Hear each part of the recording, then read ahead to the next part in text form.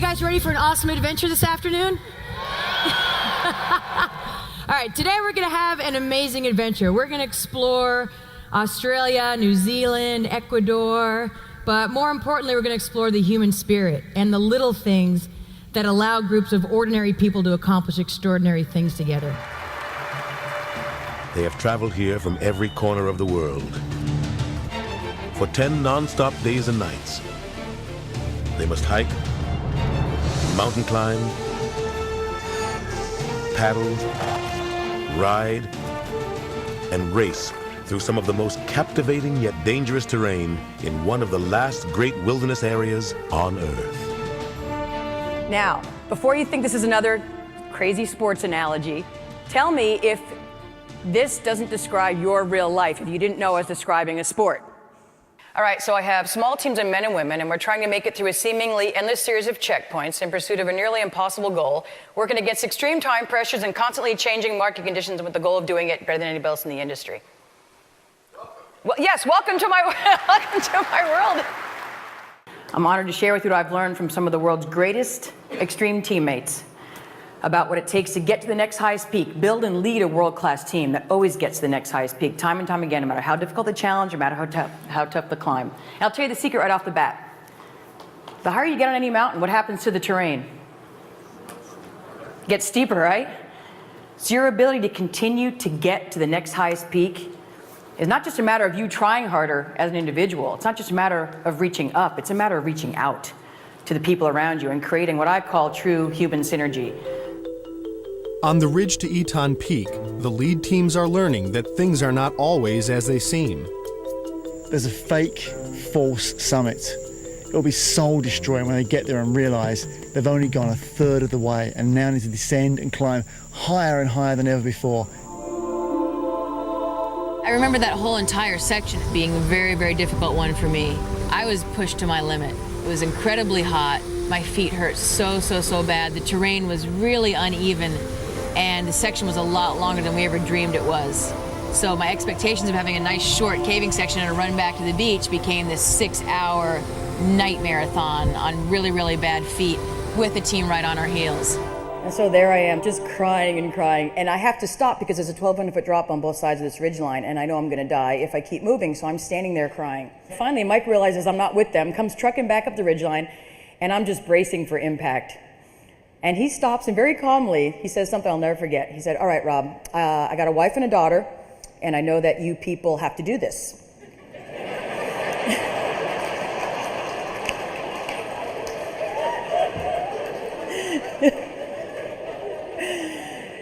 And then he said, but there's a difference between people that are going to win the Eco Challenge and people that are going to lose the Eco Challenge.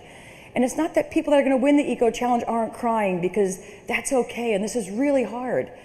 It's just that people that are going to win this race are crying. And then he grabbed my hand and said, "And they're walking."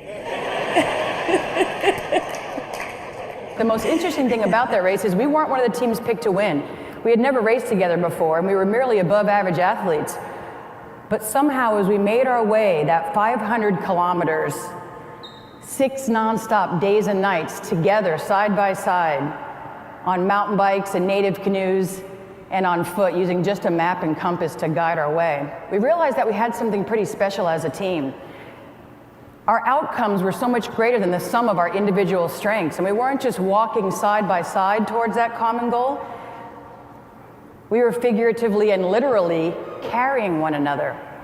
And at the end of the race, when we had shocked the endurance racing world and won the world championships, we realized we had discovered something pretty magical, a formula, if you will, not just for winning adventure races, but for peak performance in every aspect of our lives. In other words, we had discovered how winning works.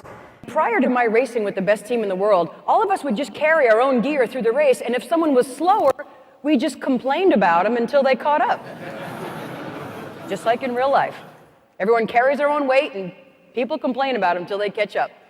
But the best team in the world had a different idea about how to do things. At the start line, Robert said, "Everybody take out all your stuff and put it in the middle." So everybody emptied out all their packs and all their gear and put it in the middle. And he looked at the course, and it started with a 75-mile run at 14,000 feet of elevation. Huge, big run. He took all of the weight from the slowest runners and gave it to the best runners. He said, the goal on this team is for everybody to suffer equally. And that's how we came up with the concept of tow lines.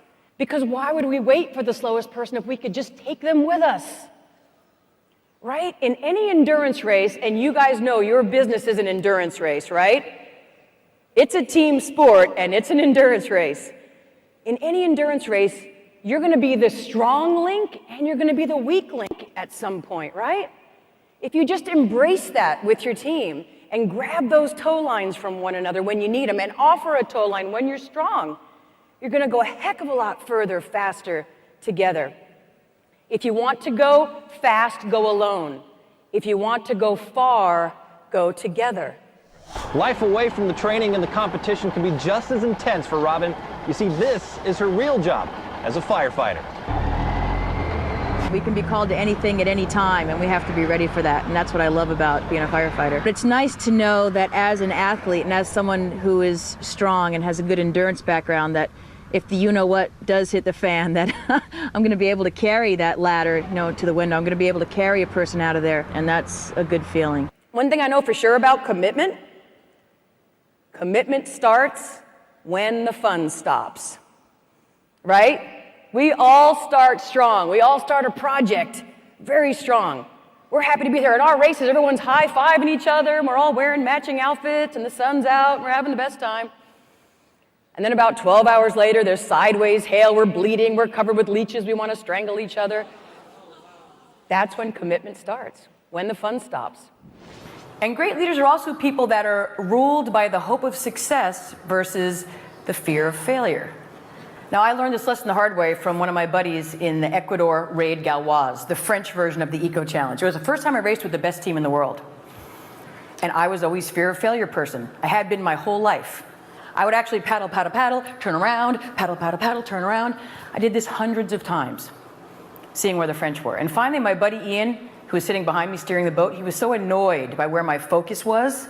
And he grabbed the top of my head, which was facing backwards, and he physically spun it back around to face forwards. And he leaned over, and in my ear, he said, "Winning is that way."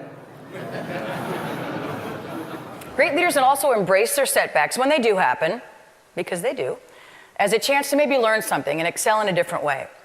I had a relatively large setback for an athlete myself about 5 years ago. I discovered I had stage 4 osteoarthritis in both of my hips. And over the last 4 years, I've had 4 hip replacements. After my first hip replacement, I thought to myself, okay, what are you going to do with this? What do you got now? I knew I wasn't going to be a good adventure racer anymore, and I knew maybe I wasn't going to ever run again. But I thought to myself, what's your backup but never give up? And the idea for the Project Athena Foundation came to me. Athena! I started an organization that helps survivors of medical or traumatic setbacks live an adventurous dream as part of their recovery. You're a strong kid, Allie girl. Athena girls! Yeah, baby! Being an Athena, you're not just a survivor, you're an adventurer. We give them a different label to put on themselves, and it's something they become on their way to the finish line. What was my next sport? What could I do with my setback and maybe excel in a different way? And I thought to myself, well, I've always been happiest in a boat. I've always felt strongest while I'm paddling. So I decided to set a big goal for myself. I applied to Guinness and asked if I could set the world record for the longest distance paddled by a female in 24 hours. And last summer on the Yukon River, I did 516K in 24 hours. And they sent me this really neat certificate that I had to show you guys. So very often, a setback can be a pretty amazing thing. It can propel you forward much further than you ever dreamed if you just embrace it. This photo that you're looking at of a team of 4 people, it appears that it's a team just of 4. That's the number 1 and number 2 team out in front of the race, collaborating on the map. Then as we get to the finish line, we're only battling for number 1 and number 2. So strategically rethink, see a world full of teammates instead of that world full of competitors. This game is called reverse arm wrestling. And here's how it's played. When I say 1, 2, 3, go, you guys get into your official arm wrestling position on a leg, on a chair, whatever. And when I say 1, 2, 3, go, and this is the most important part, your goal and your teammate's goal is not to do the standard arm wrestling where you push the other guy's arm down. Your goal and your teammate's goal is to get your own arm down to the table, chair, leg, whatever it is. Get your own arm down as many times as you can in 30 seconds. On your mark, get set, go!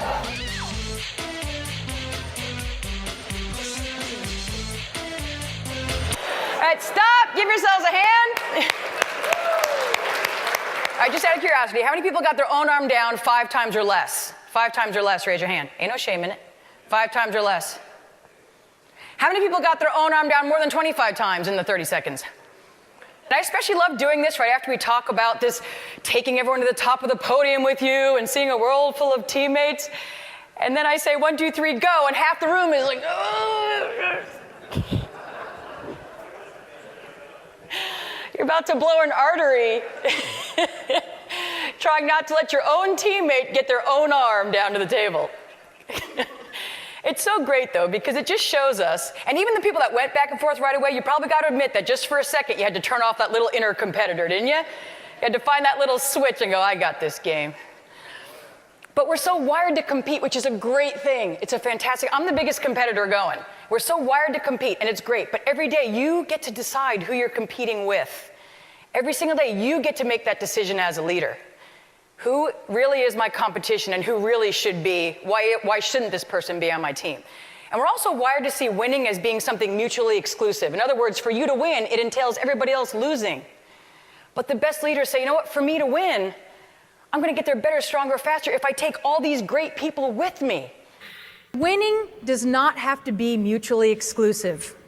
This is the Japanese team in the 1997 Eco Challenge in Australia. They were about halfway through the pack, they were doing really well, and the girl on their team had ripped her Achilles tendon. And they had to get up and over a 3,000-meter mountain and then hike 13 miles before they got into kayaks to paddle about 20 hours to the finish. And these guys said, we want to show the world how a Japanese team performs. Hi, you aren't going to believe this. Team Eastwind taking turns carrying their female teammate up Bartle Frere. No lie, over. They had been carrying her on their back for about 6 hours. She got off and with her walking sticks was able to walk part way, and they put her back on their back when they got to a steep, another steep area, over.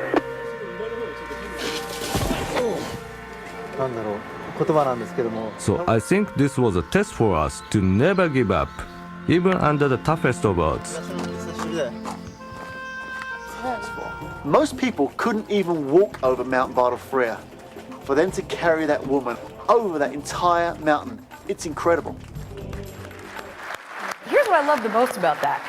As they were coming into the finish line, the guys that carried her aren't coming in going, sweet, look how awesome we are for carrying this chick. They come in with her on their shoulders. I love that. And it reminds me that as a leader, we don't achieve our highest levels by standing on our teammates' backs to get ahead. We achieve our greatest heights when we put our teammates on our shoulders. And as a leader, we don't inspire our teammates by getting out in front and showing them how awesome we are. We inspire our teammates by putting them on our shoulders and showing them how amazing they are. May you always have the courage to dare such mighty things that you can't accomplish them alone, and the wisdom to put together the world-class teams that will push, pull, tug, tow, and carry one another to those finish lines. Are you guys ready to race? You guys ready to race? 5, 4, 3, 2, 1, go!